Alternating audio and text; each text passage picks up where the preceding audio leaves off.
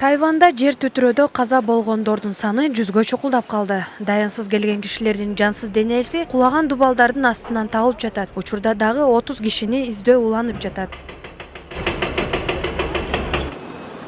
Куткаруучулардын баары кулаган 17 кабаттуу үйдүн айланасында. Мында тирүү калгандардын акыркы ирет 8 февраль күнү алып чыгышты. Бирок изделип жаткандардын жакындары дагы үмүтүн үзүшпөйт.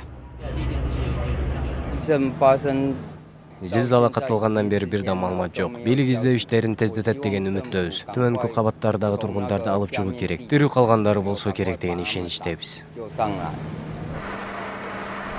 Эскерте кетсек, жер титирөө өткөн жумада катталган. Селкүнүүнүн күчү 6,4 балга жетип, бир нече көп кабаттуу үйлөр кулап түшкөн. Кыйраган үйлөр 1994-жылы курулган.